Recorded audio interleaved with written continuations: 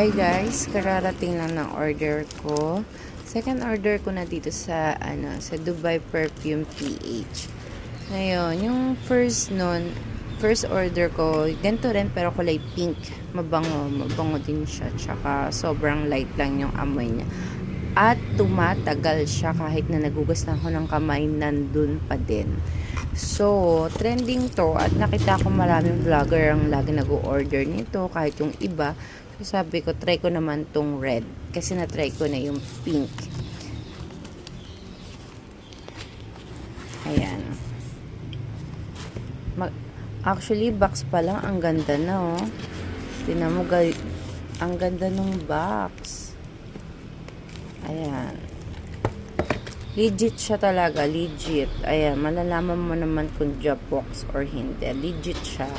Tsaka marami na order doon. Ayan, ayan yung kanyang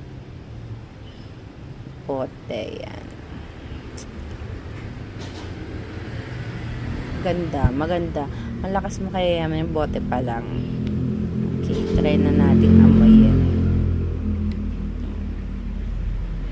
Try na natin ipisik.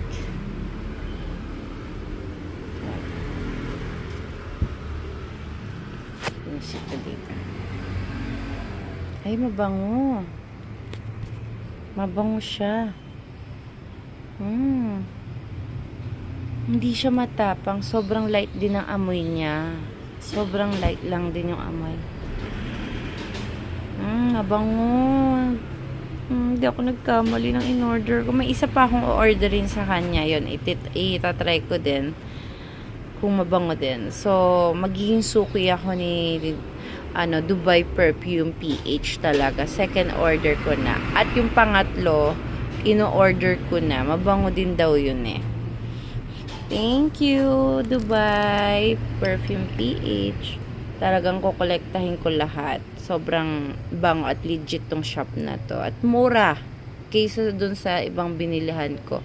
Yung first kong Dubai na perfume, nagtry lang din ako kasi nga marami ako nakikita sa mga nag-YouTube na mga vlogger na mahilig magganito, bumili sa Dubai na perfume. So, tuloy ako, na curious ako. Kaya ang ginawa, bumili ako, nagtry lang ako ng isa.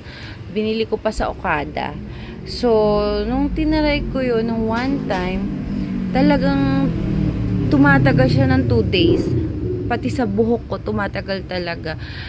Sobrang galing, ang galing, nakaka-amaze na talagang tumatagal siya na hindi lang